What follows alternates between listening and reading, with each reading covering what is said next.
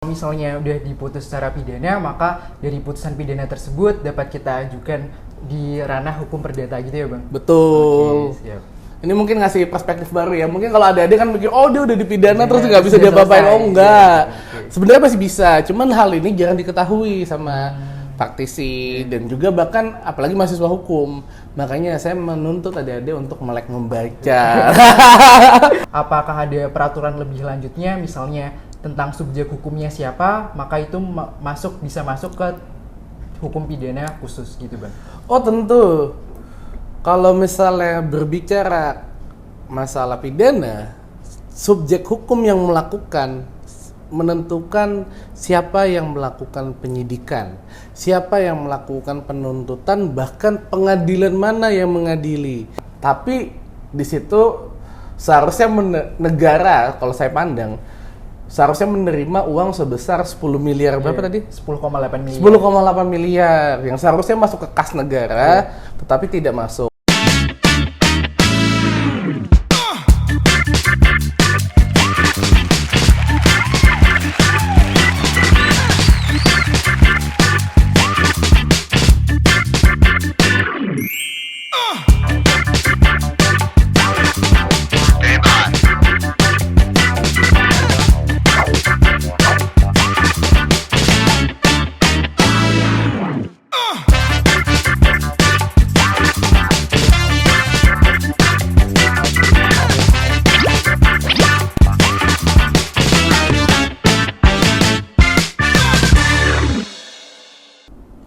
Halo Spartans, Assalamualaikum warahmatullahi wabarakatuh. Shalom, Om Swastiastu, Nama Budaya, Salam Kebajikan, dan Salam Sejahtera untuk kita semua. Jumpa lagi di Posting Satria Paramarta, episode ke-19. Di podcast kali ini, saya, Anas, akan membersamai teman-teman Spartan semua untuk membahas tentang hukum dalam beberapa menit ke depan. Tentunya saya tidak sendirian nih. Saya akan didampingi oleh narasumber yang sudah expert di bidangnya, yaitu di bidang hukum. Teman-teman Spartans udah pada tahu belum nih, kita akan membahas tentang apa? Oke, pada kesempatan kali ini kita semua akan membahas tentang topik hukum pidana umum dan hukum pidana khusus. Teman-teman Spartans pasti udah tahu lah ya tentang hukum pidana. Nah, hukum pidana umum dan hukum pidana khusus ini merupakan pembagian dari hukum pidana itu sendiri. Nah, oke, teman-teman semua. Di episode kali ini kita bakal kulik tuntas terkait hukum pidana umum dan hukum pidana khusus itu sendiri. Nanti mungkin teman-teman ada yang belum tahu nih, apa itu hukum pidana umum dan hukum pidana khusus, disertai juga dengan perbedaannya. Oke, telah hadir bersama kita semua salah satu advokat ternama di Jogja yang beliau juga berprofesi di kantor hukum dan advokat Jerry Octavian Wowilling and Partners. Kita sambut saja secara langsung narasumber kita, Bang Jerry Octavian. Selamat bergabung Bang Jerry di podcast kali ini. Apa kabarnya nih Bang Jerry? Alhamdulillah baik. Masnya gimana? Alhamdulillah saya juga baik Bang. Dan semoga teman-teman Spartans di rumah juga dalam keadaan baik ya. Oke Bang. Oke, untuk kesibukannya Bang Jerry ini lagi sibuk apa ya Bang? Ya, saya sih kurang lebih sibuknya cuman ada dua hal ya. Apa Pertama, sebagai advokat dan juga saya juga sedang menjadi dosen di Fakultas Hukum Universitas Muhammadiyah Yogyakarta. Wah, gitu ya teman-teman. Jadi selain berprofesi sebagai advokat, Bang Jerry ini juga merupakan dosen di Universitas Muhammadiyah Yogyakarta. Oke, keren banget nih teman-teman narasumber kita. Nah, gimana nih Bang kesiapannya untuk menambah wawasan dan knowledge untuk teman-teman Spartans di rumah? Kesiapannya berapa persen nih Bang kira-kira? Ya, siap nggak siap, saya harus siap pada Waduh. intinya. Dan kalau menurut saya, ini kan udah hal yang memang saya tekuni dari lama. Jadi, ya insya Allah bisalah untuk menjelaskan dengan bahasa yang simple. Oke, siap. Tentunya Bang Jerry ini akan sangat siap sekali ya teman-teman semua untuk membersamai kita dalam beberapa menit ke depan. Oke, nah seperti yang saya bilang di awal tadi, pasti kita semua sudah familiar dengan hukum pidana, yang mana merupakan bagian dari keseluruhan hukum positif yang ada di suatu negara yang berbicara tentang perbuatan apa yang dilarang dengan disertai dengan ancaman pidana di dalamnya. Dan salah satu pembagiannya yaitu adalah hukum pidana umum dan hukum pidana khusus. Oke, mungkin Bang, kita mulai dari perbedaannya dulu ya Bang. Menurut Abang nih, hukum pidana umum dan hukum pidana khusus itu gimana sih Bang?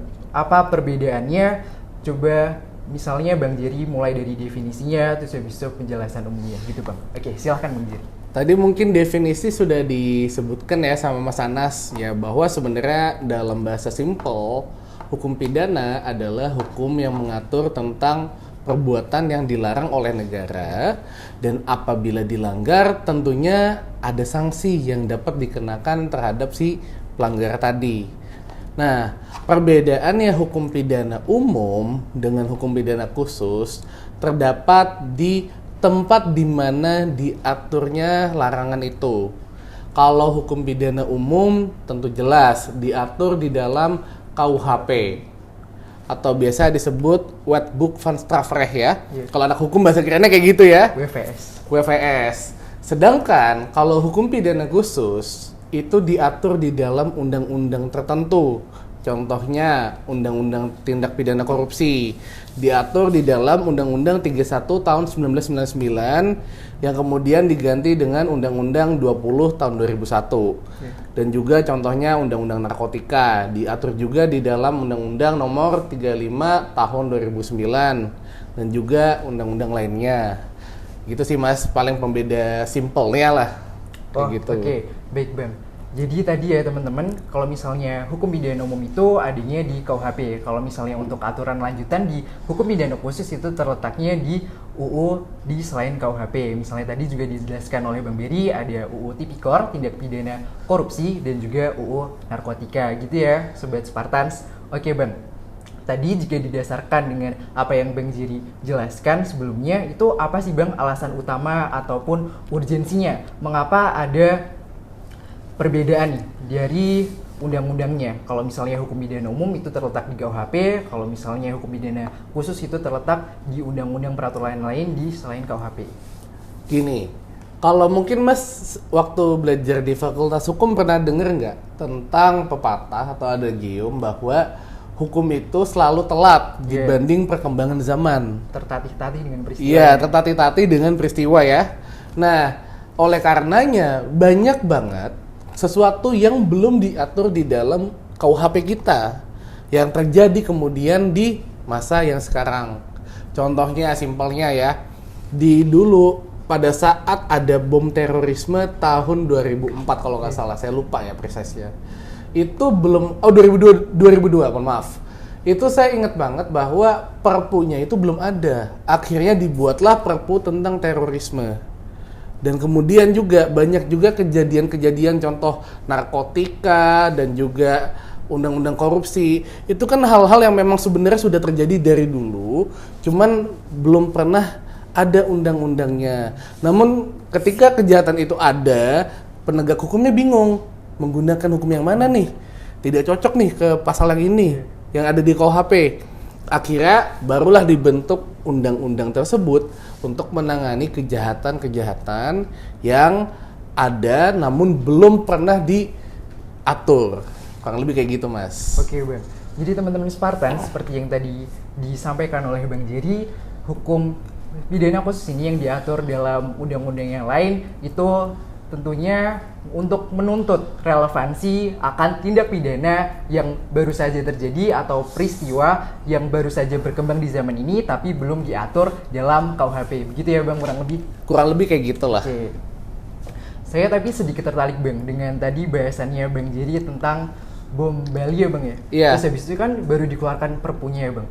Kalau kayak gitu, apakah itu menyalahi asas legalitas ya Bang? Kalau menurut saya sih tentu jelas. Akhirnya bahkan itu sampai dibawa keputusan MK kalau nggak salah ya. Iya.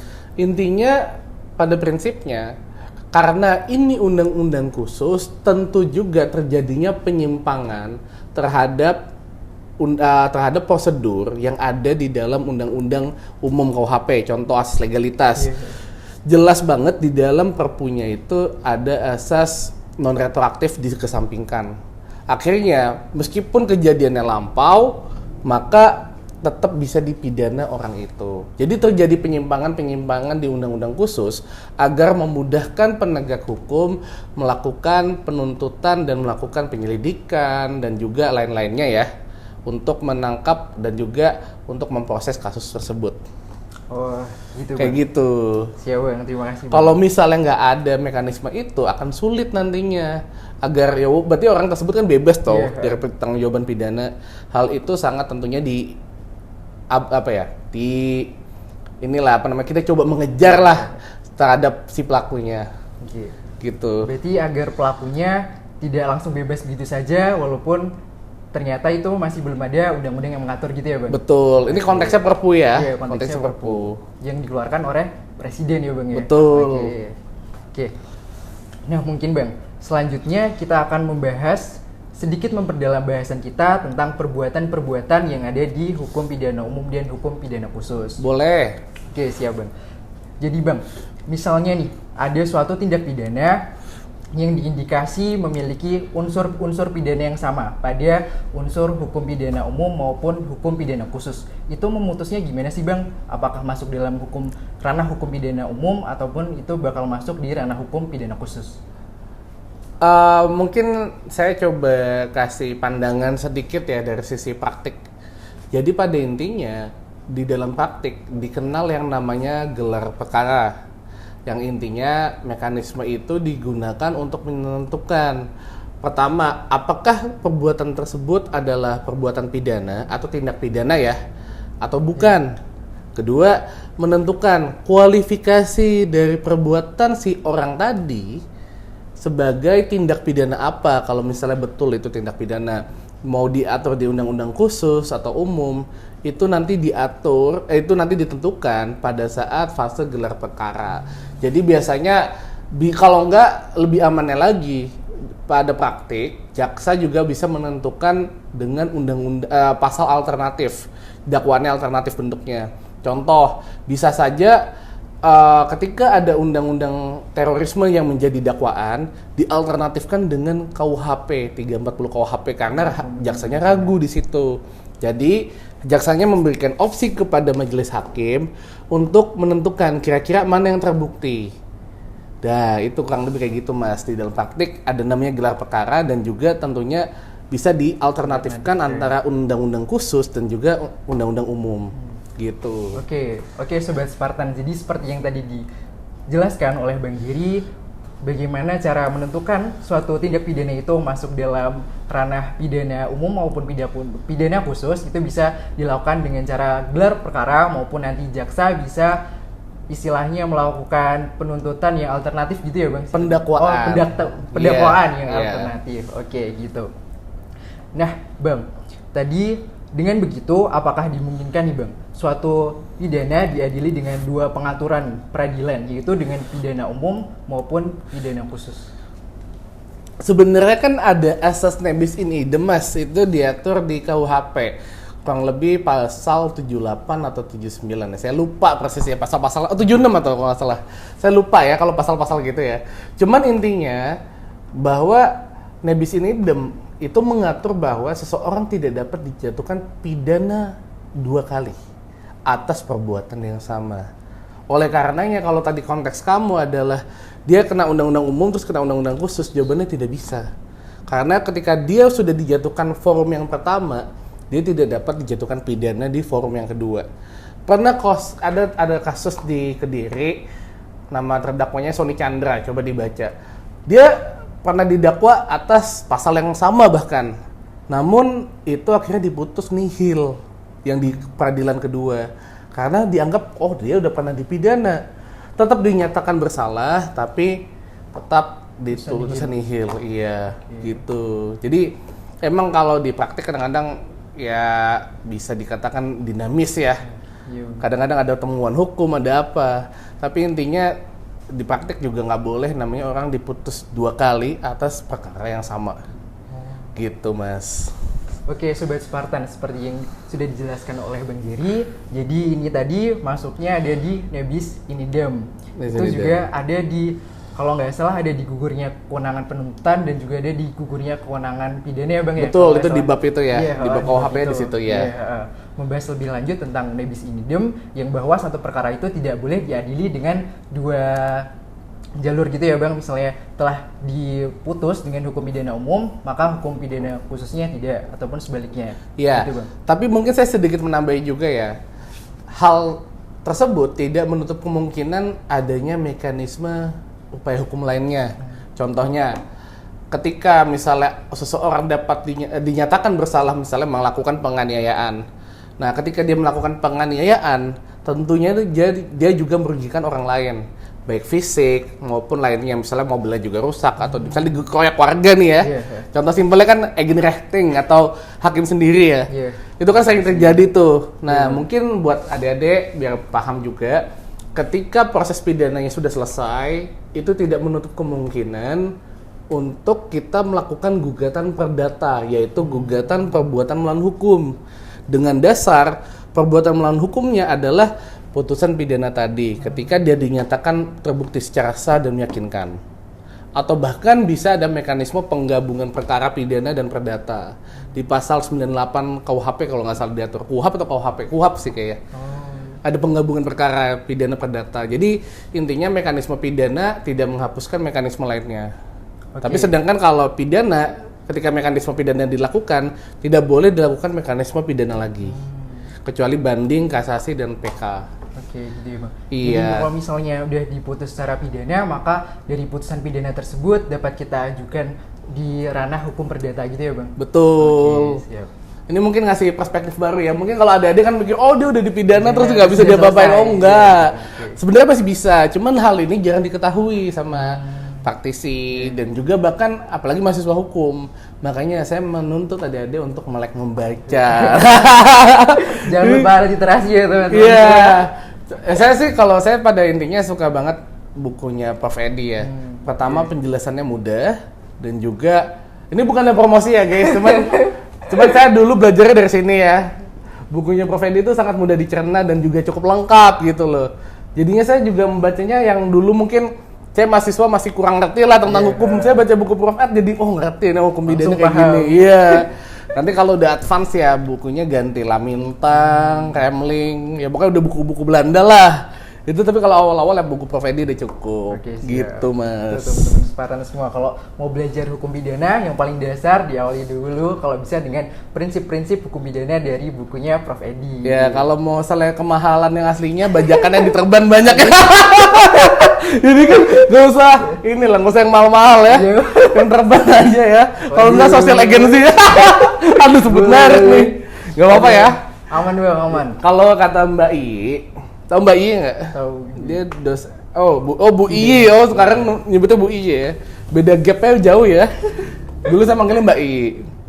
Yang penting nggak apa-apa kalau pelanggaran hak cipta buat edukasi. Prof. Edi pun juga ngomong kalau buat edukasi nggak masalah Mas, mau beli bajakan, yang penting kan ilmunya gitu ya. Yang penting banyak baca aja. Di situ sebenarnya lengkap kok, mekanisme dan kawan-kawan tuh lengkap semua di buku Prof. Ed. Oke, siap. Makasih banyak Bang Jerry buat insight dulu buat teman-teman Spartans juga semuanya. Oke, lebih lanjutnya di sini saya telah menyiapkan satu kasus untuk kita bahas bersama dengan Bang Jerry tentang pidana umum dan pidana khusus agar teman-teman Spartan semua bisa lebih mendalaminya. Oke, saya izin untuk membacakan kaspos secara singkat dulu ya Bang. Ya Bang, ngomong gue. Oke. Pada tahun 2021, 4 pejabat kantor Samsat, Kelapa II Tangerang, Banten melakukan penggelapan terhadap uang pajak di daerah tersebut. Modus tersebut diketahui saat Jasara Harja meminta Bapeda Banten untuk melakukan cek terhadap sistem aplikasi Samsat yang diketahui ada selisih dari nilai pembayaran pajak tersebut. Setelah melalui pengecekan oleh Bapeda, ternyata memang ada selisih transaksi mobil pembayaran pajak kendaraan bekas yang seharusnya Rp50 juta menjadi Rp0 di sistem aplikasi tersebut. Setelah ditelisik lebih lanjut, setidaknya ada 5 jenis manipulasi yang dilakukan oleh para terdakwa dalam melaksanakan melaksanakan perbuatannya. Ada transaksi daftar ulang sekaligus ganti nomor polisi yang kemudian terdakwa memanipulasinya menjadi daftar hilang atau duplikat, memanipulasi transaksi daftar menjadi transaksi ganti balik nama kendaraan, memanipulasi transaksi daftar baru diubah menjadi transaksi daftar balik nama dan daftar keluar masuk provinsi, memanipulasi transaksi daftar ganti nomor polisi tapi tidak dipungut pajak kendaraan bermotor, dan memanipulasi daftar kendaraan baru biaya balik nama 1 menjadi biaya balik nama 2. Dengan segala perbuatan yang telah dilakukan ini telah diperoleh penggelapan pajak sebesar 10,8 miliar rupiah. Penggelapan pajak ini itu juga dilakukan oleh salah satunya oleh mantan pejabat di kantor Samsat Kelapa II Tangerang sebagai kasih penetapan penerimaan dan penagihan. Gitu Bang untuk kasus singkatnya. Jadi di sini kita akan membahas Bang. Tadi kan sempat di-mention di kasus tersebut bahwa si kasih ini telah melakukan penggelapan. Nah, penggelapan ini tuh sebenarnya udah cuman diatur di KUHP doang. Apakah ada peraturan lebih lanjutnya, misalnya tentang subjek hukumnya siapa, maka itu bisa masuk ke hukum pidana khusus gitu Bang? Oh tentu. Kalau misalnya berbicara masalah pidana, subjek hukum yang menentukan siapa yang melakukan penyidikan, siapa yang melakukan penuntutan, bahkan pengadilan mana yang mengadili. Contoh ya, dalam beberapa kasus ada yang dilakukan oleh oknum militer. Nah, ketika yang melakukan militer, tentu peradilan militer yang punya kewenangan untuk mengadili si terdakwanya. Sedangkan untuk sipil atau sipil ya, itu diadili di pengadilan negeri biasa, yang umum aja, peradilan umum ya. Nah, tadi mungkin maksud kamu gini kali ya, tadi kan ada penggelapan, tapi dilakukan oleh pejabat yang berwenang. Tadi kalau nggak salah dia kasih apa tadi? Kasih penetapan penerimaan. Kasih penetapan ya, kasih penetapan penerimaan. Nah, mungkin kalau menurut saya ini bisa menyerempet ke tindak pidana korupsi. Dulu saya pernah baca juga putusan serupa namanya Joko Susilo terdakwanya. Intinya kurang lebih korupsi di Samsat juga lah. Kalau dia tapi mungkin dari sisi ini ya, penyuapan pada saat melakukan tes SIM. Ketika kamu nembak SIM tuh ya, contoh. Ketika kamu nembak SIM itu nanti masuknya uangnya ke sana gitu ya kurang lebih. Tapi kan kamu dulu masih kecil ya, itu 2003 soalnya Mas. Kamu kayak belum lahir. Belum lahir ya. Nah, anak-anak 2004 ya, mas baru setahun udah punya SIM kan nggak mungkin kan. Nah, saya lanjutin ya tentang kasus ini. Tadi ada penggelapan, tapi di situ seharusnya negara, kalau saya pandang, seharusnya menerima uang sebesar 10 miliar, berapa tadi? 10,8 miliar. 10,8 miliar, yang seharusnya masuk ke kas negara, tetapi tidak masuk. Nah, penggelapan seperti ini jatuhnya bukan penggelapan biasa, tapi dapat dikatakan sebagai tindak pidana korupsi atau diatur di pasal 2 atau 3 Undang-Undang 31 tahun 1999 tentang pemberantasan tindak pidana korupsi, PTPK ya, yang kemudian diganti tahun Undang-Undang 20 tahun 2001. Jadi, kalau menurut saya ya, kalau kasus ini jatuhnya bukan di penggelapan, tetapi lebih ke korupsi. Kenapa? Karena mensreanya udah jelas banget bahwa di sini ada unsur untuk menguntungkan diri sendiri, yang akhirnya ada negara yang dirugikan. Jadi unsurnya itu ada 4 ya kalau di tindak pidana korupsi. Pertama, unsur dengan setiap orang mau swasta maupun pejabat publik atau penyelenggara negara itu dapat dikenakan undang-undang korupsi.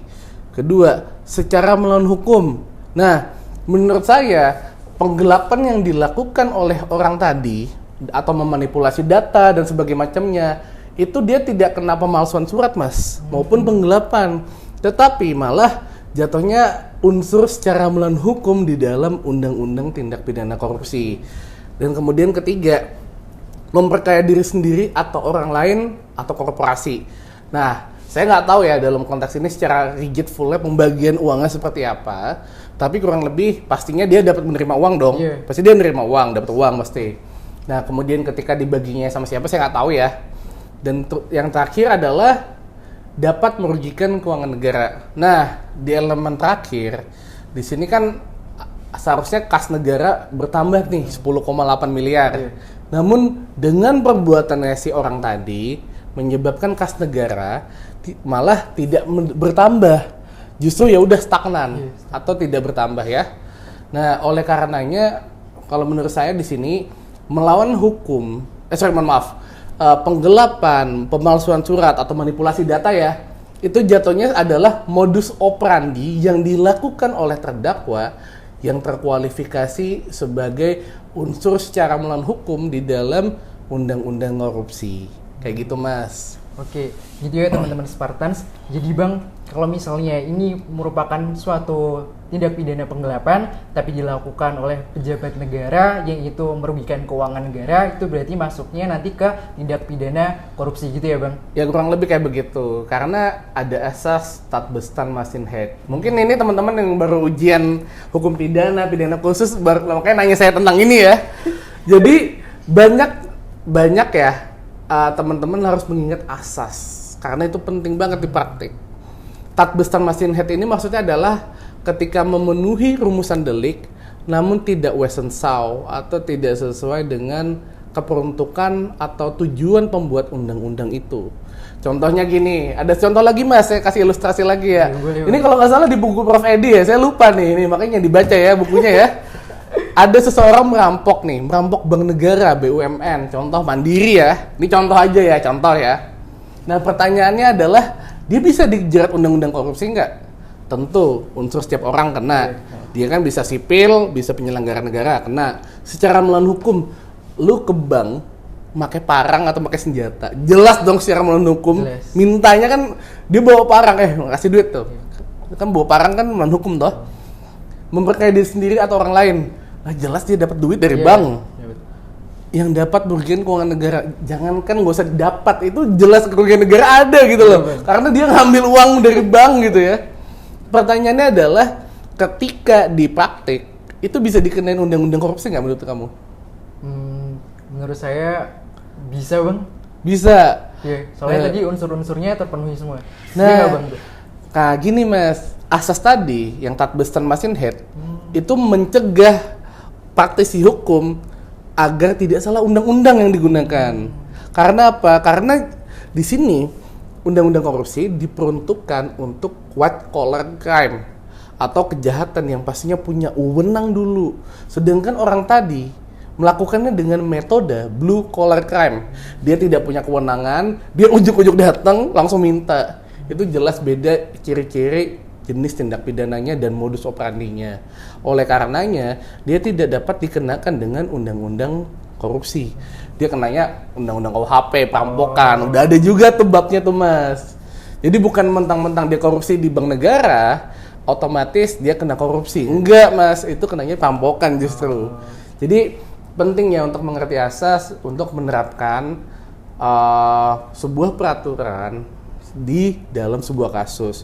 Karena gini, kita itu sebagai praktisi hukum dan juga mahasiswa hukum ya. Yeah. Saya juga mahasiswa hukum nih masih, soalnya kan masih S3 ya, jadi masih mahasiswa ya. Iya Bang. Itu salah sekali ketika kita menghafal pasal. Itu bukan. Kita adalah penerjemah dari undang-undang itu. Dengan cara apa menerjemahkan? Yang menggunakan asas-asas tadi. Jadi mungkin teman-teman tuh jadi jangan cuman baca, oh ini pasalnya ayat 1 ngomongnya gini. Nggak gitu Mas. Tapi kita harus mengerti pasal 1 emang ngomongnya berkata ini. Tapi ada asas yang harus diterapkan. Nah itu fungsinya mahasiswa hukum dan penegak hukum di masa depan. Kayak gitu Mas. Itu juga berarti salah satu cara untuk kita melakukan interpretasi ya Bang terhadap satu pasal. Betul. Oh kalau interpretasi nanti beda lagi tuh. Beda lagi Bang. Lebih panjang ya Bang, lebih Oke. Jadi menurut kasus yang telah kita bahas bersama Bang Jerry tadi, yang dilakukan oleh Kepala Seksi Samsat di Kelapa II Banten tadi, itu merupakan tindak pidana korupsi, bukan tindak pidana penggelapan. Karena unsur-unsur yang ada di tindak pidana korupsi itu semua telah terpenuhi. Oke. Wah, cukup menarik. Sebenarnya kalau penggelapannya juga saya yakin terpenuhi. Cuman baik lagi, sebenarnya tujuan dia melakukan tuh apa? Itu juga penting untuk diketahui. Sebenarnya ini tindak pidananya masuknya ke undang-undang A atau B, KUHP atau undang-undang tipikor. Oh. Iya gitu Mas. Oke, siap Bang. Wah, cukup komprehensif sekali ya teman-teman Spartan semua tentang pembahasan materi kita pada kali ini. Oke, mungkin jika saya ingin merangkum singkat tentang pembahasan kita bersama Bang Jerry pada kali ini tentang pidana umum dan pidana khusus itu sendiri. Jadi pidana umum dan pidana khusus ini telah terletak sebenarnya merupakan bagian dari hukum pidana. Yang mana hukum pidana umum itu diatur dalam KUHP dan hukum pidana khusus itu terletak di undang-undang selain KUHP. Ada contohnya tadi juga disebutkan oleh Bang Jerry, ada undang-undang tipikor dan juga undang-undang narkotika. Dan undang-undang ini dibuat karena ada salah satu asas yang tadi juga sempat di-highlight oleh Bang Jerry, yaitu hukum itu tertatih-tatih akan peristiwa. Dan tadi juga sudah sempat disampaikan contohnya itu pada kasus Bom Bali yang kemudian diputus melalui Perpu ya Bang ya? Iya betul. Oke, teman-teman Spartan semua, jadi mungkin itu saja pembahasan materi kita pada kali ini. Apabila ada banyak salah kata, saya pribadi mohon maaf ya Bang. Iya, saya juga minta maaf ya kalau ada salah kata atau apa. Oke, siap Bang. Mohon maaf juga kepada teman-teman Spartan semua apabila ada yang kurang berkenan dari podcast kita pada kali ini. Oke, mungkin Bang Jerry ada sepatah dua patah kata yang ingin disampaikan oleh teman-teman Spartan sebagai mahasiswa hukum. Terlebih lagi yang masih maba-maba nih Bang seperti saya. Oh gitu ya. Ya mungkin gini sih adik-adik. Ya saya melihat banyak juga baik di akademisi maupun praktisi, maksudnya akademisi mahasiswa ya, itu sekarang kan teknologi sudah berkembang dan kemudian internet juga mudah diakses sehingga data juga gampang ditelaah. Nah itu jangan disalahgunakan. Disalahgunakannya gimana? Copy paste terhadap berkas maupun terhadap ujian, maksudnya gitu. Tetap buku-buku jangan ditinggalkan. Ya meskipun ada jurnal ada apa ya silakan dibaca. Cuman maksudnya itu jangan cuman di copy paste doang, tapi ditelaah dulu. Ini maksudnya gimana? Karena banyak sekali saya melihat anak-anak zaman now ya gitu ya. Aduh. Itu kurang membaca gitu ya. Gen Z ini kurang baca gitu loh. Minim literasi. Iya, bahkan dulu saya juga merasa karena kurang baca. Senior saya juga nge-push karena dulu saya juga cukup aktif di kegiatan peradilan semu.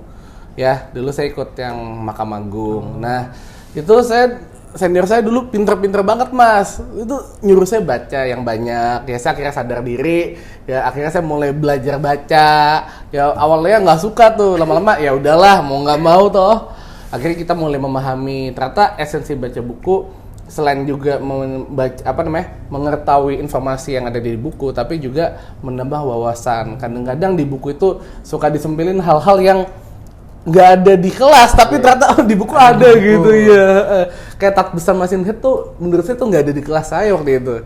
Tapi ternyata di bukunya bukan di sini sih, di Jan Rembling tuh ada. Nah jadi kayak kita tetap harus aktif lah baca buku lah. Itu sih paling insight dari saya sih. Oke. Gitu ya teman-teman semua. Jadi jangan lupa baca buku. Kalaupun nanti misalnya kita ambil dari jurnal maupun dari buku untuk mengerjakan tugas, jangan lupa untuk ditulis citasinya juga ya Bang. Oh ya citasi ya, footnotes ya. Oke, lupa. Oke, gitu ya teman-teman Spartan semua. Saya Anas, kurang lebihnya mohon maaf untuk podcast kali ini. Saya pamit undur diri. Dadah teman-teman Spartan semua. Bang Jerry juga boleh. Oh ya, dadah. Oke. Terima kasih teman-teman semua. Terima kasih semua ya.